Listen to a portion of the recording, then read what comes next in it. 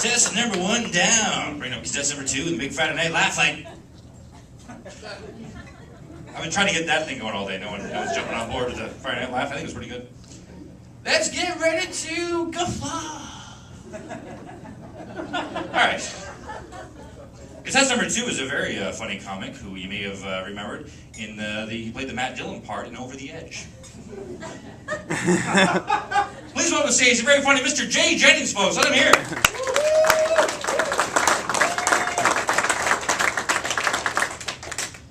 Just to let you folks know, I was really hoping he was going to use a picture of Dean Cain for my photo. I am not pro-wife killing. Just to let you know. So, I recently came to a big decision I want to share with you all. A couple weeks ago, I decided to quit dating. Sorry, ladies. Or you're welcome. Depending on who you talk to. But I did the sites, I did the eHarmony, then I did the eBay. Gotta give a whole new meaning to buy it now, if you know what I'm talking about. But, my friends say the reason I have trouble dating is because I'm picky. And they may be right, because I tend to put women into groups. There's the women I want to date, there's the women I just want to sleep with, and then there's the women I just want to sleep with drunk. Which covers all women, so how is that picky?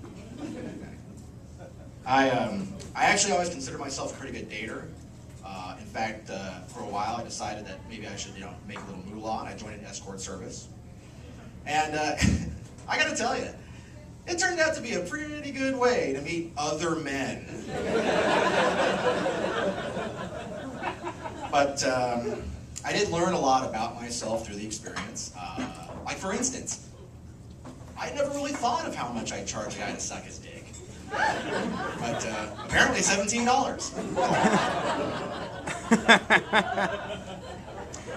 So I'm thinking of getting another tattoo.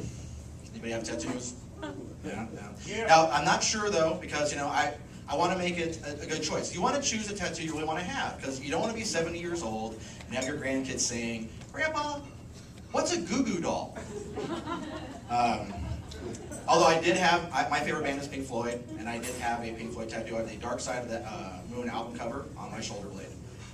Of course, I should have thought a little carefully about having a triangle with a rainbow coming out of it tattooed on my body.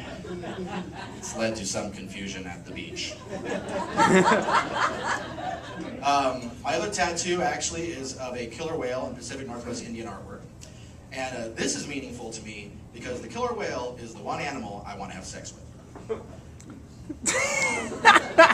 Too real. I hear you. So, people are always bitching about the economy. The economy is bad, I agree.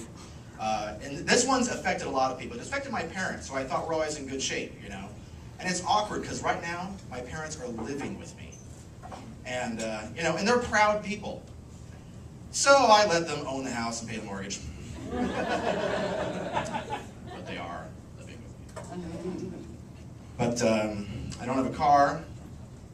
Live with my parents, no car. Maybe dating quit on me. I tried to buy one though. I go to the dealership, guy goes in the office to check my credit, comes back out a few minutes later, he's like, "Mr. Jennings, your credit's so bad that we can't take cash from you." As a matter of fact, Citibank Visa called about the money you owe them. And I was like, "You didn't tell them I'm still here, did you?" But a lot of the banks are getting stimulus packages. I know for a fact my bank did not get a stimulus package, because I was in there the other day, and the FDIC symbol had a Calvin sticker pissing on it. So I don't think they got much. But I do like my bank. They're very lenient. Recently I applied for a loan, and as collateral I used my Publishers Clearinghouse sweepstakes letter. So since I may have already won $10 million, they gave me $10 million, which I subsequently gambled. But I do like to gamble. I used to live in LA, used to go up to Vegas a lot, and I love Vegas, but the casinos, sense of humor, not very good. I was playing craps one time, right? And just for fun, I threw out a couple dice I brought from a Dungeons & Dragons game. So I roll a 17 and a 20, and I yell at the pit boss, "Ooh, double hit points! Drop your broadsword, elf!" The security's dragging me out, and I'm like, "You can't do this to me, I'm a 4th level wizard!" And it was at the Excalibur, you know. So you think they get it. You guys like TV? Great. I watch a lot of TV, however, me and the family, we can only afford basic cable. And I don't know if you guys know anybody at these stations, but if TBS and TNT would realize they've made more than 10 movies in the last 100 years, that would really benefit my movie watching. I don't like reality shows. I don't know about the rest of you. I caught an episode of The Real Housewives recently. And at the end, I found myself thinking, maybe the terrorists have a point. You ever watch a movie, though, that was made in the past, and it's like taking place in the future, and then you realize that that year they were depicting is really near? Like 2001, they dropped the ball. Idiots. But I was watching Road Warrior recently, and, you know, post-apocalyptic landscape, marauding gangs fighting over gas and oil. I can see that. So I'm stocking up on shoulder pads and lacrosse helmets. Just want to be prepared. But I'll admit, I pretty much watch TV to learn stuff. I mean, I could read, but... I watch a lot of the A&E biographies. I don't know if you guys do that, but they are kind of boring in comparison to the true Hollywood stories. But it troubles me that I know more about Danny Bottaducci than Abraham Lincoln. So I think it'd be great if they combine the two, and you have your A&E true history stories. You could tune in and be like, in 1863, after his worldwide Gettysburg Address tour, which took the life of his drummer, Abraham Lincoln wrote the Emancipation Proclamation, which topped the Billboard charts for 15 weeks.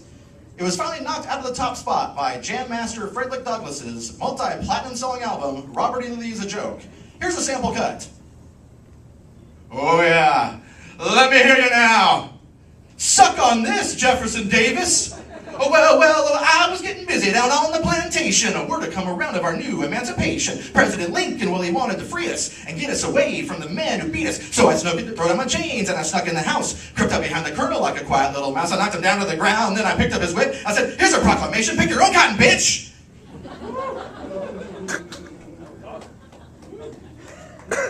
Oh, thanks. I'll feel obligated to clap, that's okay. Anyone who wants to beat me up after the show, I'll be outside. That's totally understandable. Well, in closing, I'm going to do a couple of quick impressions for you. As you may know, Vincent van Gogh, famous artist, once cut off his ear to impress a woman. Here's my impression of Vincent van Gogh the next morning.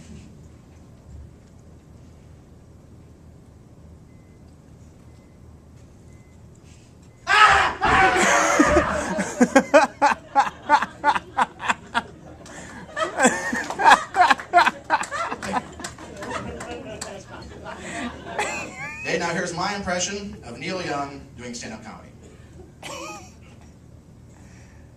So what's the deal with the airline food? It tastes like crap and the service is rude.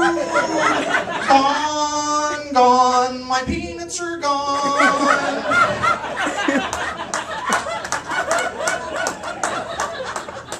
And finally, you'll recognize this one. Here's my impression of my ex-boss. Oh, I'm a fucking moron! I don't know how to run a business, so I'll just hire incompetent people and fire Jay! Duh! Folks, that's my time. Have a great night.